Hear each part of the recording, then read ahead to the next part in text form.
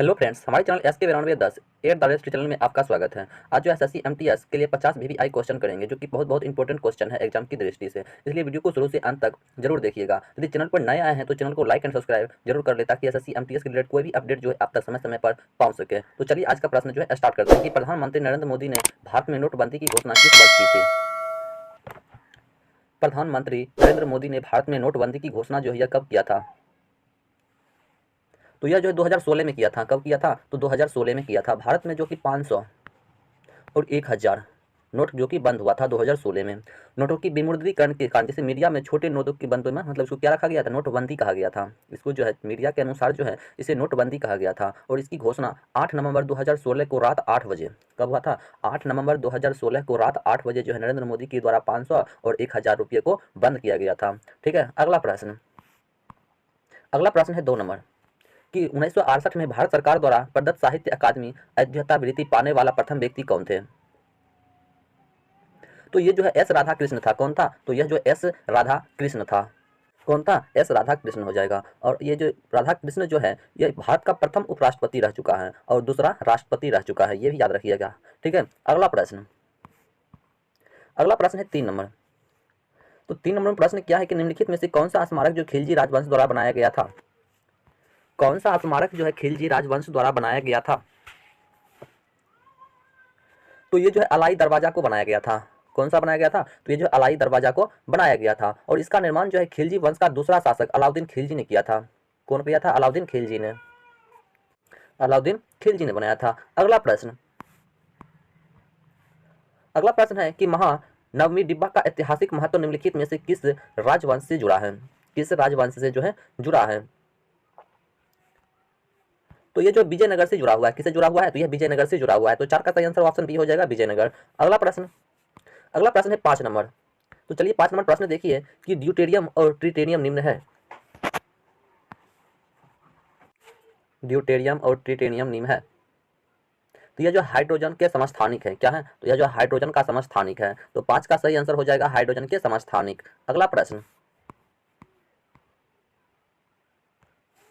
चलिए अगला प्रश्न देखते हैं 6 नंबर की कलकत्ता में साल्ट लेक स्टेडियम का नामकरण किसके नाम पर रखा गया है? उनके नाम पर किया गया है। जल्दी से आंसर कीजिए कि कलकत्ता में साल्ट लेक स्टेडियम का नामकरण किसके नाम पर किया गया है?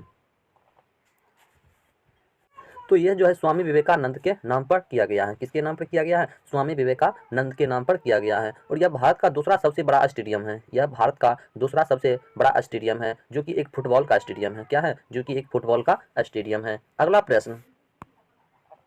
चलिए अगला प्रश्न देख लेते हैं 7 नंबर कि 1845 से 46 ईस्वी की अवधि के दौरान निम्नलिखित में से कौन सी लड़ाई लड़ी गई थी?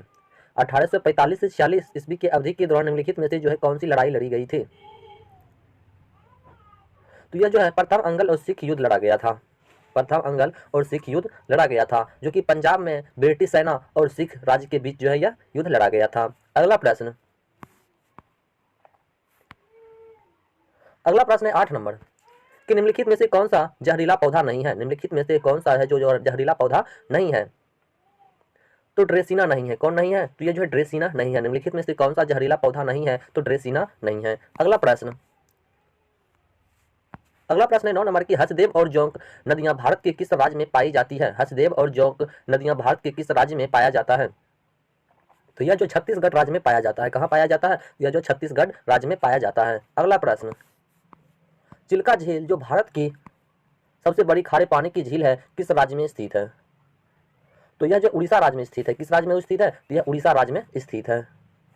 तो इस प्रश्न का सही आंसर जो है उड़ीसा हो जाएगा। क्या हो जाएगा? उड़ीसा हो जाएगा। खारे पानी की सबसे बड़ी झील कहाँ है? ये उड़ीसा में है। अगला प्रश्न है 11 नंबर कि चार मीनार जो कि एक लोकप्रिय स्मारक और मकबरा है कहाँ स्थित है? चार मीनार जो कि एक लोकप्रिय स्मारक और मकबरा है, यह कहाँ स्थित है? तो यह जो हैदराबाद में स्थित है। कहाँ स्थित है? हैदराबाद में स्थित है। चार मीनार कहाँ पर स्थित है? तो यह हैदराबाद में स्थित है। तो 11 का सही आंसर हो जाएगा हैदराबाद। अगला प्रश्न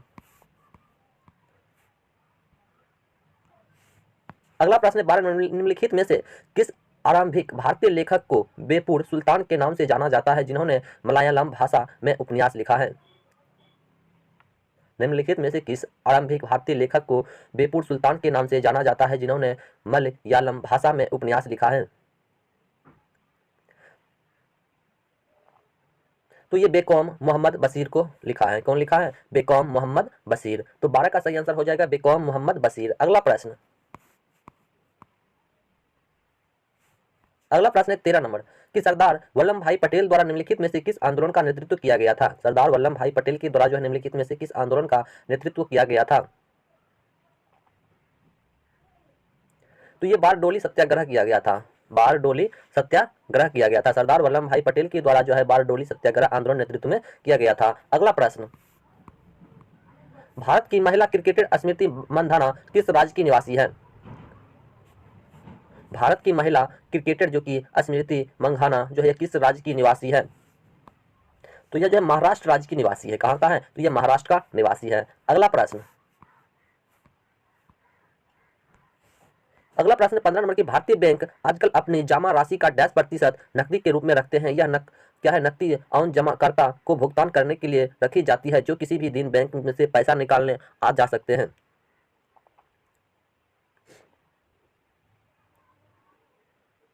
तो यह 15% कितना रखता है? तो यह 15%। तो 15 का सही हो जाएगा 15%। अगला प्रश्न है 16 नंबर कि डैश स्टेडियम की एक दीवार क्रिकेटर राहुल द्रविड़ के मतलब समर्पित है। डैश स्टेडियम की एक दीवार जो है क्रिकेटर राहुल द्रविड़ को समर्पित है। तो ये चिन्ना स्वामी को है। किसको है? तो चिन्ना स्वामी को है। तो 16 का सही आंसर हो जाएगा चिन्ना स्वामी। अगला प्रश्न 17 नंबर कि भारत में प्रथम क्या है कि गो कैबिनेट की स्थापना निम्नलिखित में से किस राज्य में की गई है? भारत में प्रथम गो कैबिनेट की स्थापना जो है निम्नलिखित में से किस राज्य में की गई है? तो यह एमपी में किया गया है। कहाँ किया गया है? एमपी यानी कि मध्य प्रदेश में किया गया है। तो 17 का सही आंसर हो जाएगा मध्य प्रदेश। अगला प्रश्न, नाइट ऑफ द क्या है? Night of the restless spirits और स्टोरीज फॉर्म 1984 नामक पुस्तक का लेखक निम्नलिखित में से कौन है? तो ये सर्वप्रीत सिंह है। कौन है? ये सर्वप्रीत सिंह है। तो 18 का सही आंसर हो जाएगा सर्वप्रीत सिंह है। अगला प्रश्न 19 नंबर डैश नदी पीर पंजाल पर्वतमाला के समांतर उत्तर पश्चिम दिशा में बहती है और किश्तवाड़ के पास की पर्वतमाला को काटती है। डैश की नदी पीर पंजाल पर्वतमाला के समांतर उत्तर पश्चिम दिशा में बहती है और किश्तवाड़ के पास की पर्वतमाला को काटती है। किसको काटती है? तो ये पर्वतमाला को काटती है।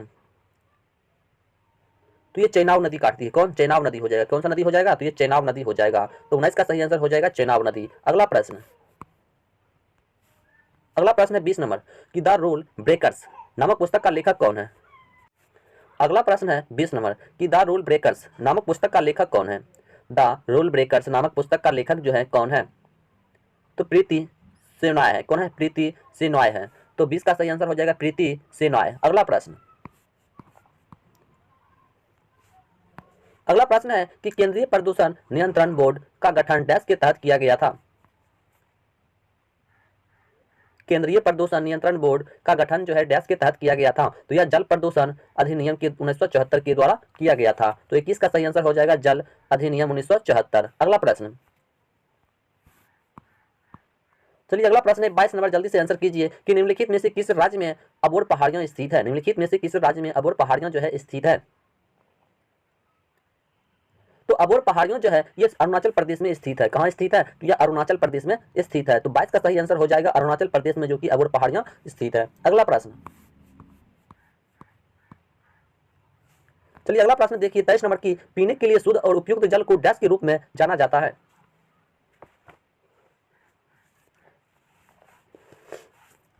पीने के लिए शुद्ध और उपयुक्त जल को डैश के रूप में जो है जाना जाता है? तो ये पेयजल के रूप में जाना जाता है। किस रूप में जाना जाता है? पेयजल के रूप में जाना जाता है। तो 23 का सही आंसर हो जाएगा पेयजल। अगला प्रश्न है 24 नंबर, निम्नलिखित में से कौन एक भारतीय बैडमिंटन खिलाड़ी है? निम्नलिखित में से कौन एक भारतीय बैडमिंटन खिलाड़ी है? तो बी साई परनीत। कौन है? बी साई परनीत। तो 24 का सही आंसर हो जाएगा बी साई परनीत। अगला प्रश्न है 25 नंबर कि संविधान यानी कि 52वां संशोधन अधिनियम जो है 1985 द्वारा जो क्या है जोड़ी गई भारतीय संविधान की डैश अनुसूची दल बदल के आधार पर किसी व्यक्ति की सांसद की किसी भी सदन या राज्य की विधानसभा या विद्या क्या है न परिषद के सदस्य होने से आयोगता से संबंधित है?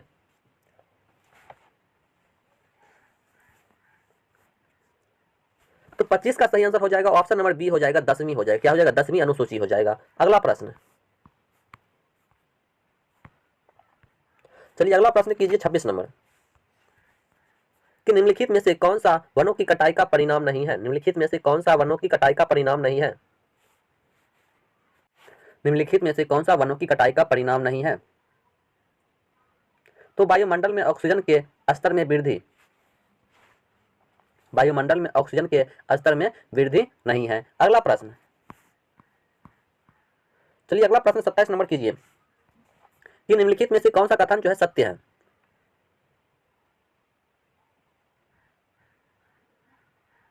तो क्षार स्वाद में कड़वा होता है, ये सही है। क्या है? तो क्षार जो है स्वाद में क्या होता है?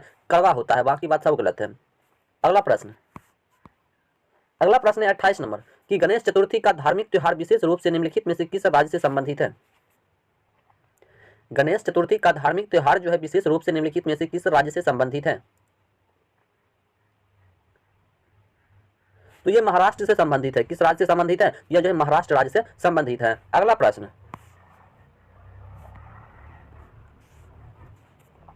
अगला प्रश्न है कि सैयदुल्ला खान अंग्रेजों के खिलाफ डैश का हिस्सा थे? सैयदुल्ला खान जो है अंग्रेजों के खिलाफ डैश का हिस्सा थे? तो फराजी आंदोलन के हिस्सा थे। किसके हिस्सा था? तो फराजी आंदोलन का हिस्सा था। तो 29 का हो जाएगा फराजी आंदोलन। अगला प्रश्न, अगला प्रश्न है 30 नंबर कि बॉम्बे में पहली सूती कपड़ा मिल की स्थापना किस वर्ष की गई थी? बॉम्बे में पहली सूती कपड़ा मिल की स्थापना जो है किस वर्ष की गई थी? तो यह जो 1854 में किया गया था। कब किया गया था? ये 1854 में किया गया था। तो 30 का सही आंसर हो जाएगा 1854 में। अगला प्रश्न, चलिए अगला प्रश्न कीजिए 31 नंबर की भारतीय संविधान के निम्न में से किस अनुच्छेद के अंतर्गत किसी राज्य के राज्यपाल को राष्ट्रपति द्वारा अपने हस्ताक्षर और मुहर सहित अधिपत्र द्वारा नियुक्त किया जा सकता है? तो यह जो अनुच्छेद 155 के तहत जो है किया जा सकता है। किसके तहत किया जा सकता है? तो ये अनुच्छेद 115 के तहत 155 के तहत जो है किया जा सकता है। अगला प्रश्न, चलिए अगला प्रश्न कीजिए। कितना है? 32 नंबर प्रश्न है, जल्दी से कीजिए। भारतीय कम्युनिस्ट पार्टी की गठन किस वर्ष हुआ था? भारतीय कम्युनिस्ट पार्टी का गठन जो है किस वर्ष हुआ था? तो भारतीय कम्युनिस्ट पार्टी का गठन जो है यह 1925 में हुआ है। कब हुआ है? तो यह जो 1925 ईस्वी में हुआ है। तो 32 का सही आंसर हो जाएगा 1925 में। अगला प्रश्न, अगला प्रश्न है 33 नंबर कि अरुणाचल प्रदेश राज्य की सबसे ऊंची चोटी कौन सी है? अरुणाचल प्रदेश राज्य की सबसे ऊंची चोटी रैस है। तो कांगतो है। कौन है? कांगतो। तो 33 का सही आंसर हो जाएगा कांगतो। अगला प्रश्न,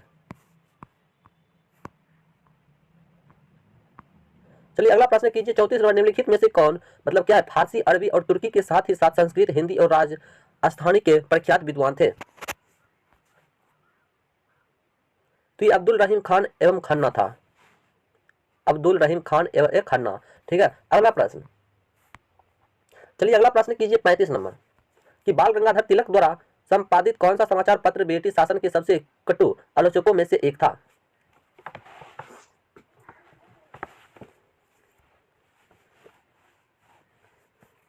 तो ये केसरी था। कौन था? ये केसरी, केसरी था। केसरी, केसरी समाचार पत्र। ठीक है। अगला प्रश्न, मोतीलाल नेहरू की अध्यक्षता में भारतीय संविधान के मसूदों को तैयार करने के लिए किस वर्ष एक समिति का गठन किया गया था? प्रश्न क्या है कि मोतीलाल नेहरू की अध्यक्षता में भारतीय संविधान के मसूदों को तैयार करने के लिए किस वर्ष एक समिति का गठन किया गया था? किस वर्ष किया गया था? जल्दी से आंसर करना है।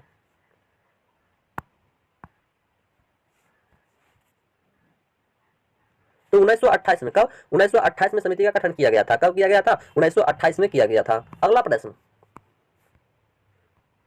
चलिए अगला प्रश्न कीजिए 37 नंबर। Chevalier of the orders art et des lettres सम्मान से सम्मानित होने वाला प्रथम भारतीय अभिनेता निम्न में से कौन है? तो 37 का सही आंसर जो ऑप्शन नंबर ए हो जाएगा शिवाजी गणेशन। क्या हो जाएगा? शिवाजी गणेशन हो जाएगा। अगला प्रश्न, अगला प्रश्न 38 नंबर निम्नलिखित में से कौन सी भारत में बैंकों द्वारा अपने ग्राहकों को प्रदान की जाने वाली सेवा नहीं है? निम्नलिखित में से कौन सी भारत में बैंकों द्वारा अपने ग्राहकों को प्रदान की जाने वाली सेवा नहीं है?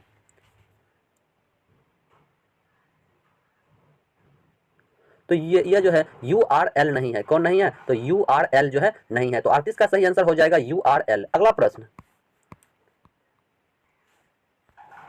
पिता की संपत्ति में पुत्रियों को समान अधिकार देने के लिए हिंदू उत्तराधिकार अधिनियम 1956 को किस वर्ष संशोधित किया गया था? तो ये 2005 में जो है संशोधित किया गया था। कब किया गया था? तो 2005 में जो है इसे संशोधित किया गया था। अगला प्रश्न,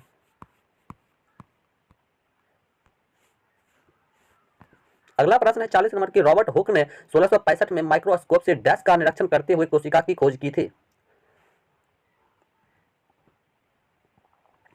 तो यह जो कॉर्क के टुकड़े को निरीक्षण करते हुए कोशिका की खोज की थी। तो 40 का सही आंसर हो जाएगा कॉर्क के टुकड़े को। अगला प्रश्न, अगला प्रश्न 41 नंबर की डैश वह परिसंपत्ति है जो ऋण चुकाए जाने तक ऋणदाता की प्रतिभूति के रूप में उधारकर्ता अपने अधिकार में रखता है और उसका उपयोग भी करता है? तो ये समपार्श्विक हो जाएगा। क्या हो जाएगा? तो ये समपार्श्विक हो जाएगा। वह समपार्श्विक है। क्या है? वह समपार्श्विक है। अगला प्रश्न, अगला प्रश्न 42 नंबर की। दिल्ली में जमात खाना मस्जिद का निर्माण निम्नलिखित में से किसने करवाया था? दिल्ली में जमात खाना मस्जिद का निर्माण जो है यह किसने करवाया था? तो ये जो खिरज खान ने करवाया था। किसने करवाया था? तो ये जो खिरज खान ने करवाया था। दिल्ली में जमात खाना मस्जिद का निर्माण जो है खिरज खान ने करवाया था। अगला प्रश्न, अगला प्रश्न 43 नंबर की। अपनी डॉक्यूमेंट्री चिलोपो के लिए निम्नलिखित में से किसने 2020 में दादा साहेब फाल्के पुरस्कार जीता है?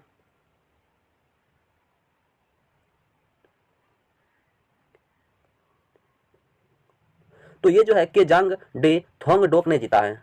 कौन जीता है? तो केजांग डे थोंगडोक ने जीता है। अगला प्रश्न,